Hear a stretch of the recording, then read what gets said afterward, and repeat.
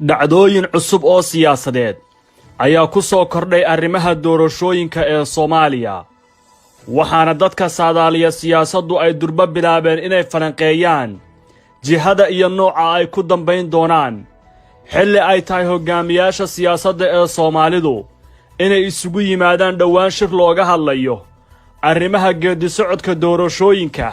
2021 la filayo inay ka dhacaan Soomaaliya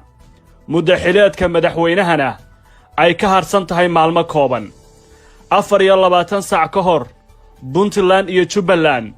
waxa ay labada maamul shaaciyeen liiska xubnaha guddiga doorashooyinka kuwaas oo ay muddo 70 cisho kor u hayeen ayna diideen magacaabidooda sabab la xiriira qodobadii heshiiskii 17 Sebtembar ay saxiixeen oo cabasho ay ka qabeen awgeed xukuumadda federaalka ee Soomaaliya waxa ay si degdeg ah uga jawaabtay qoraalka madaxda maamuladaas oo aan magacaabid lagu xusin laakiin loo adeegsaday erayada shaacin iyo siidayn waxayna ku sheegtay mid aan sax ahayn oo hareer marsan hanaanka ama habraaca magacaabidda guddiyada doorashooyinka ee hore loo go'aamiyay 17 Sebtembar ee sanadkii idlaaday warka xukuumadda waxa kale oo dhammaadka qoraalka lagu xardhay inaysan weli haynin guddiyada labada maamul ayna tahay inay maraan hanaanka sharciga ah tani waxa ay durba muujisay inaysan dhinacyada siyaasaddu isku jiha u soconin waqtigan xukuumadda federaalku sida ay muujinayso qoraalka ka soo baxay waxa ay doonaysay in guddiyada loo diro xafiiska ra'iisul wasaaraha sida ay sameeyeen madaxda kale ee maamulada kadibna lagu soo saaro faafinta rasmiga ee dawladda federaalka ee Soomaaliya qodobkaas doodaha ka dhashay waxa ay muujinayaan in hadda arrintu ay gaartay marxalad cusub oo kale taasoo ah in wakiilada caalamigu noqdaan kuwa madasha keenaya madaxda labada maamul iyo guddiyadooda oo ay mariyeen dhinaca James Wan maadaama ay sheegtay dawladda federaalka ee Soomaaliya dhankeeda inaysan haynin ergeyga gaarka ee qaramada midoobay u qaabilsan amuurta Soomaaliduna waxa uu sheegay oo uu soo dhaweeyay guddiyadaas inay tahay magacaabidoodu tallaabo hore loo qaaday gelinkii dambe ee khamiistii la soo dhaafay madaxtooyada Soomaaliya waxa ay shaacisay war weyn oo saameyn culus ku yeelan doona jihada iyo waqtiga doorashooyinka ee dalka farmaajo ayaa saxiixay in matalaad uu helo gobolka Banaadir taas oo dhan 13 senatar oo hore ay u meelmariyeen baarlamaanka federaalka ee Soomaaliya ka shaqaynteeda ugu badanna ay lahaayeen xubnaha xildhibaanada ee mucaaradka ah badankooduna xoogga saaray inay ka soo jeedaan gobolka Banaadir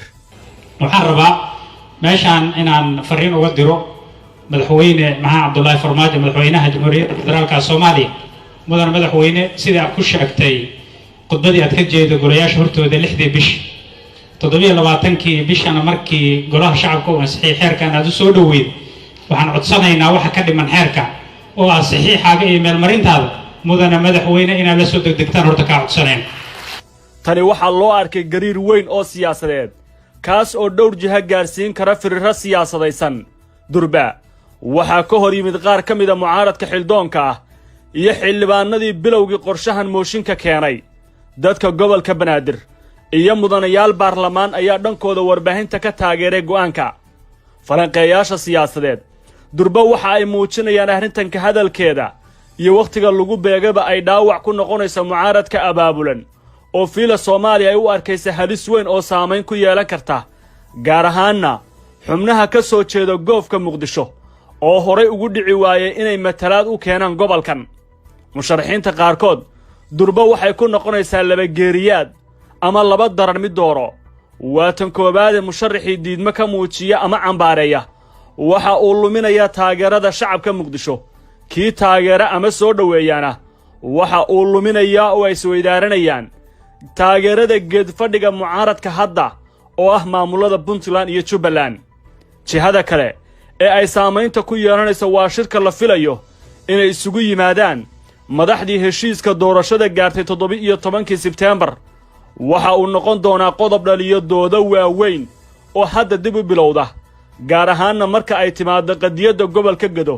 oo iyana ay ku horgudbanaan doonto gobolka Banaadir sida ay falanqeynayaan dadka la socda marxaladda arrimahan durba maamulada galmudug hirshabeelle iyo gobolka banaadir waxa ay isku arkaan inay ku dagaalamaan xubnahan oo ay aaminsan yihiin inay soo dhaceen wakhti muhiim ah aakhir dhammaadkana ay ku soo beegantay waxa ay taas u arki karaan fursad kale oo beelahooda ay kaga heli karaan taageero laakiin dhinaca kalena waxa ay luminayaan dad kale waana dood kale iyadoo hore madaxweynaha galmudug axmed cabdi kaariye iyo hirshabeellihii xukunka hirshabeelle la weydaariyeyba ay si madala ugu doodeen in 13 xubnood la daayo puntland iyo jubbaland waxa ay u arkaan 13 senatar wax aan la aqbali karin marnaba mana aqbalayaan in saami qaybsiga beelaha ay ku dhisan yihiin labada gole wax iska beddelaan sida goor horeba ay sheegeen siyaasiyiinta labadaas maamul oo caddeeyey in marka hore ay tahay in laga heshiiyo maqaamka magaalada muqdisho dhacdo kale waa heshiiskii 17 sebteembar oo aysan ku jirin arrinta gobolka banaadir sida hadda loogu soo dari karo xilli wakiilada caalamiga ee dhaqaalaha doorashada loo madlan yahay bixinaya 60% in ka badan aysan u ogolayn dib u furidda heshiiskaas sidaasoo kale qadiyadda gada ayaa iyadana heshiiskeedu ku caddayn habraacii horey loo gaaray labadan qodobina waa kuwa ka dhigi karta kuwa jaban wakhtigan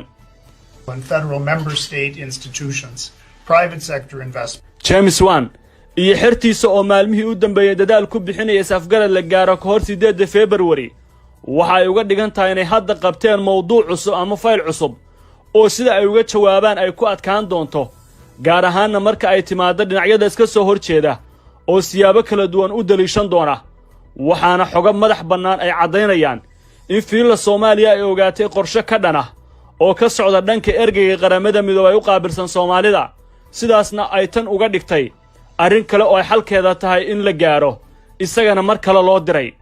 dadka oo darasa arrimaha siyaasadda ee Soomaalidu waxa ay muujinayaan arrinta gobolka banaadir iyo gado ay noqon doonaan labada qodob ee hadda ugu adkaan doona ugu dambaynna ay u bannaan doonto in dhinacyada Soomaalidu aysan heshiis ka gaari doonin loona baahda gacan kale oo saddexaad taas oo aan ka fogeyn halka ay ku shiri doonaan dhinacyada siyaasadda ee Soomaalida su'aasha aadka la isku weydiinaya waxa ay noqon doontaa bisayl siyaasadeed ma la imaan doonaan hogaamiyaasha siyaasadda ee hore u saxay heshiiskii 17 Sebteembar mise waxaa mar kale loo baahan doonaa in ergada caalamigu ay miiska dhinaceeda ka soo fadhiisato soo gudbinta barnaamijkan waxaa idiin fududeeyey shabakadda ciyaaraha ee kooxda.com ma doonaysaa wararkii ugu dambeeyey ciyaaraha farqiimo xiiso badan dib u eegid iyo weliba guud ahaan natiijooyinka kulamada kala duwan isla daqiiqada ay soo gabagabowdo booqo oo u degdeg shabakadda ciyaaraha ee kooxda.com hoyga ciyaaraha dalka iyo dhacdooyin cusub oo siyaasadeed ayaa ku soo kordhay arrimaha doorashooyinka ee Soomaaliya waxaana dadka saadaaliya siyaasaddu ay durba bilaabeen inay falanqeeyaan jihada iyo nooca ay ku dambayn doonaan xilli ay tahay hogaamiyaasha siyaasadda ee Soomaalidu inay isugu yimaadaan dhowaan shir looga hadlayo arrimaha geedi socodka doorashooyinka 2021 la filayo inay ka dhacaan Soomaaliya muddo xileedka madaxweynahana ay ka harsan tahay maalmo kooban 24 saac ka hor puntland iyo jubbaland waxa ay labada maamul shaaciyeen liiska xubnaha guddiga doorashooyinka kuwaas oo ay muddo 70 cisho ah kor u hayeen ayna diideen magacaabidooda sababa la xiriira qodobadii heshiiskii 17 Sebteembar ay saxiixeen oo cabasho ay ka qabeen awgeed xukuumadda federaalka ee Soomaaliya waxa ay si degdeg ah uga jawaabtay qoraalka madaxda maamuladaas oo aan magacaabid lagu xusin laakiin loo adeegsaday erayada shaacin iyo siidayn waxayna ku sheegtay mid aan sax ahayn oo hareer marsan hanaanka ama habraaca magacaabidda guddiyada doorashooyinka ee hore loo go'aamiyey 17 Sebteembar ee sanadkii idlaaday warka xukuumadda waxa kale oo dhammaadka qoraalka lagu xardhay inaysan weli haynin guddiyada labada maamul ayna tahay inay maraan hanaanka sharciga ah tani waxa ay durba muujisay inaysan dhinacyada siyaasaddu isku jiha u soconin wakhtigan xukuumadda federaalku sida ay muujinayso qoraalka ka soo baxay waxa ay doonaysay in guddiyada loo diro xafiiska ra'iisul wasaaraha sida ay sameeyeen madaxda kale ee maamulada kadibna lagu soo saaro faafinta rasmiga ee dowladda federaalka ee Soomaaliya qodobkaas doodaha ka dhashay waxa ay muujinayaan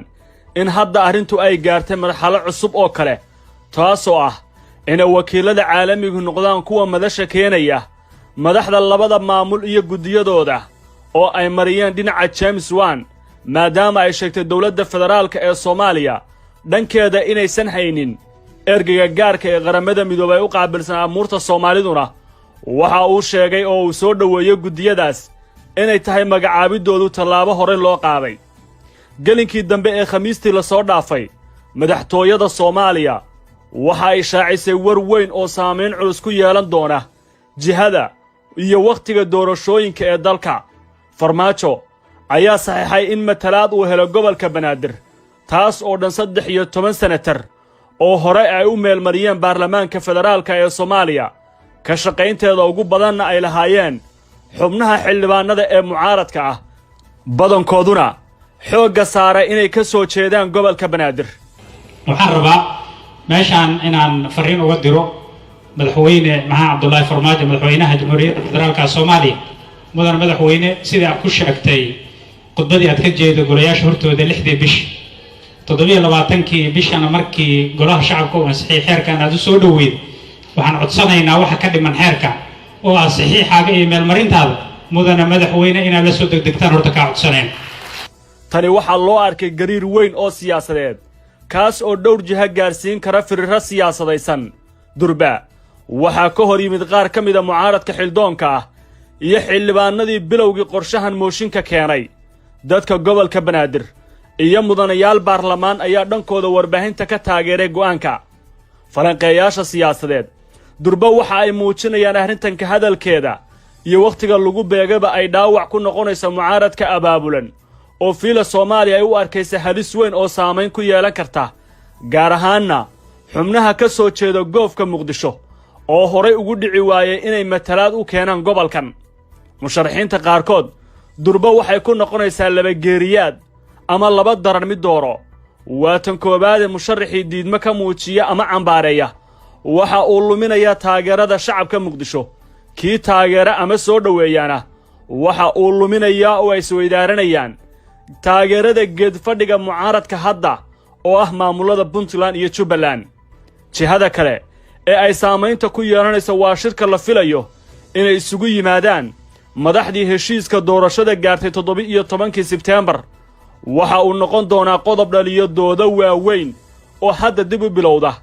gaar ahaanna marka ay timaado qadiyada gobolka Gado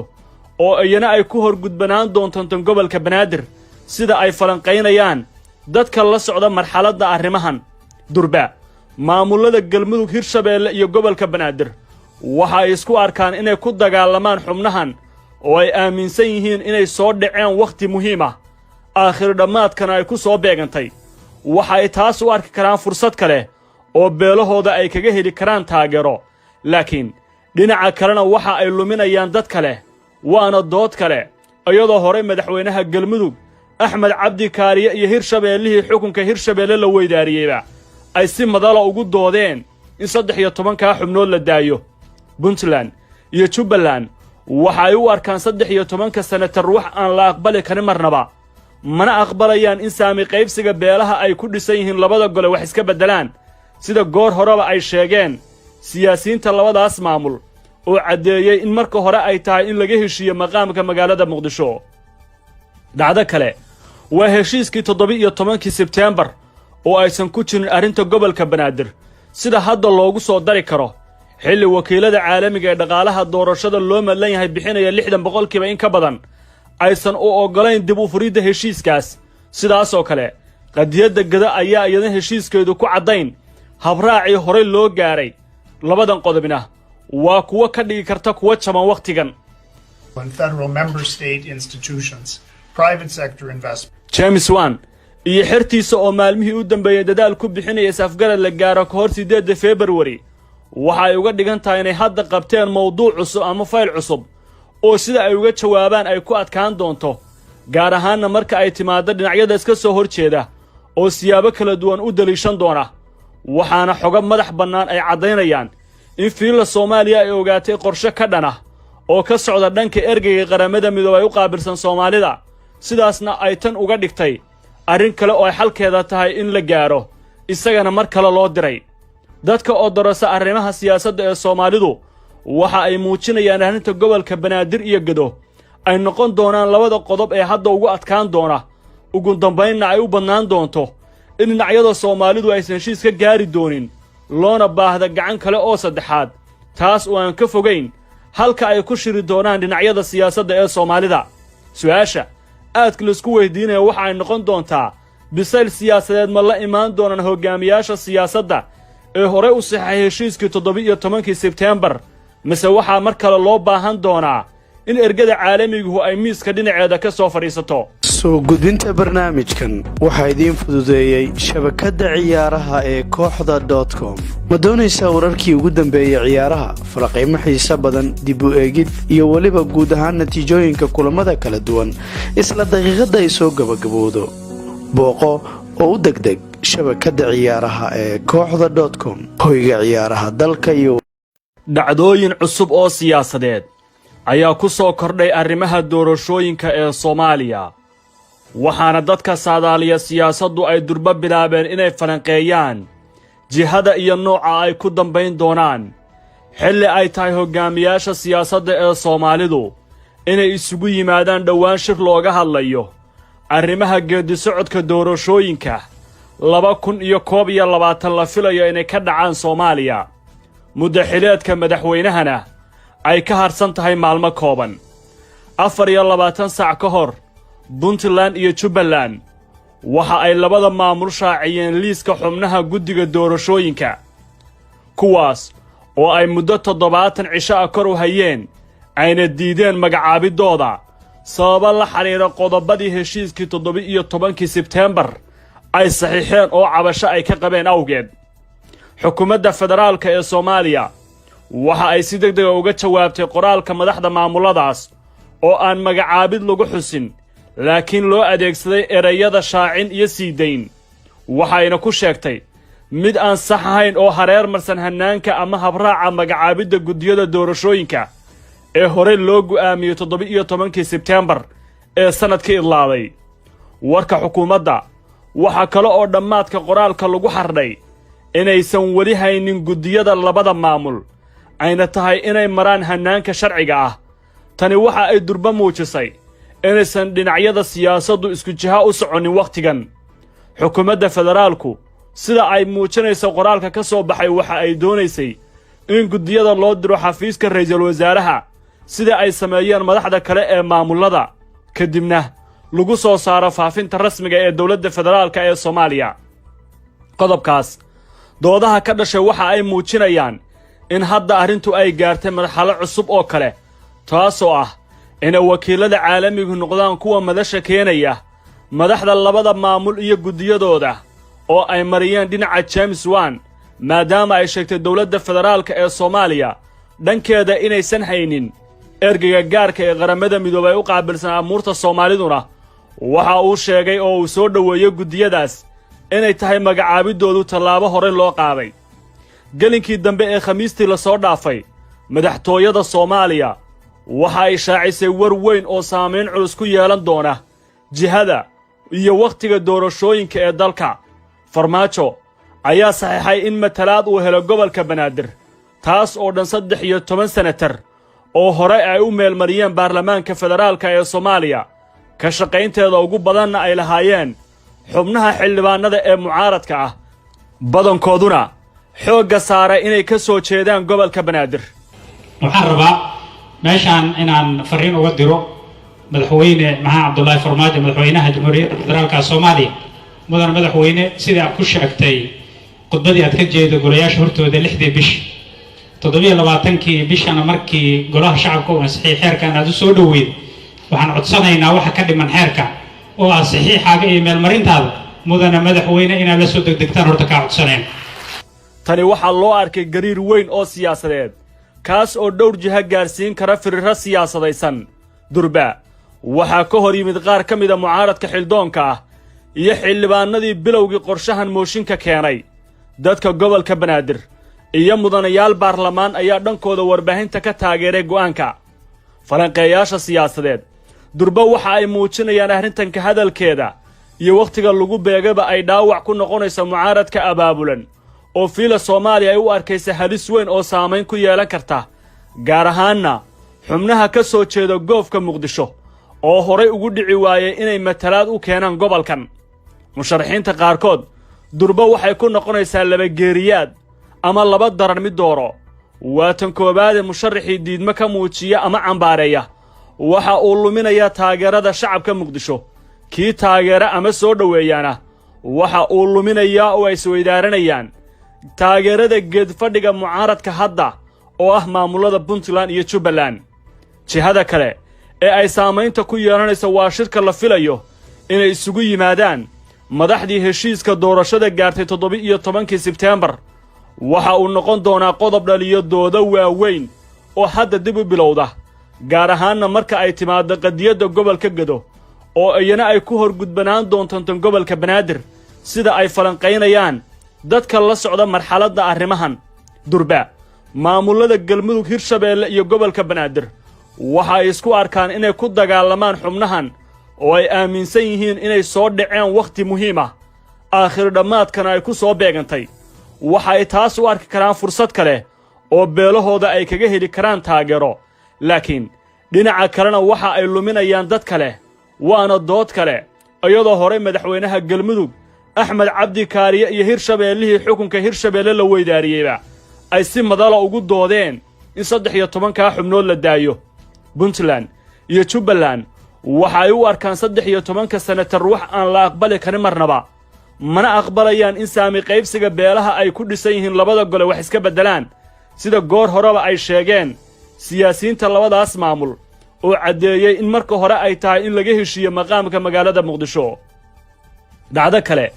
waa heshiiskii 17 Sebtembar oo aysan ku jirin arrinta gobolka Banaadir sida hadda loogu soo dari karo xilli wakiilada caalamiga ee dhaqaalaha doorashada loo malan yahay bixinaya 60% in ka badan aysan u ogolayn dib u furidda heshiiskaas sidaas oo kale qadiyada Gado ayaa iyada heshiiskeedu ku cadayn habraaci hore loo gaaray labadan qodobina waa kuwa ka dhigi karta kuwa jaban waqtigan federal member state institutions private sector investment James Wan iyo xirtiisa oo maalmihii u dambeeyay dadaal ku bixinaya safgarad la gaaro ka hor 8 February waxa ay uga dhigan tahay inay hadda qabteen mowduuc cusub ama fayl cusub oo sida ay uga jawaabaan ay ku adkaan doonto gaar ahaanna marka ay timaado dhinacyada iska soo horjeeda oo siyaabo kala duwan u daliishan doona waxaana xoga madax bannaan ay cadeynayaan in fiila Soomaaliya ay ogaatay qorshe ka dhana oo ka socda dhanka ergeyga qaramada midoobay u qaabilsan Soomaalida sidaasna ay tan uga dhigtay arrin kale oo ay xalkeeda tahay in la gaaro isagana mar kale loo diray dadka oo darasa arrimaha siyaasadda ee Soomaalidu waxa ay muujinayaan arrinta gobolka Banaadir iyo Gado ay noqon doonaan labada qodob ee hadda ugu adkaan doona ugu dambeynna ay u bannaan doonto in dhinacyada Soomaalidu aysan heshiis ka gaari doonin loona baahda gacan kale oo saddexaad taas oo aan ka fogeyn halka ay ku shiri doonaan dhinacyada siyaasadda ee Soomaalida su'aasha aadka la isku weydiinayo waxa ay noqon doontaa bisayl siyaasadeed ma la imaan doonaan hogaamiyaasha siyaasadda ee hore u saxay heshiiskii 17 Sebtembar mise waxa mar kale loo baahan doonaa in ergada caalamigu ay miiska dhinaceeda ka soo fadhiisato soo gudbinta barnaamijkan waxa idiin fududeeyay shabakadda ciyaaraha ee kooxda.com ma doonaysaa wararkii ugu dambeeyay ciyaaraha falaqeymo xiiso badan dib u eegid iyo waliba guud ahaan natiijooyinka kulamada kala duwan isla daqiiqada ay soo gabagabowdo booqo oo u degdeg shabakadda ciyaaraha ee kooxda.com hoyga ciyaaraha dalka iyo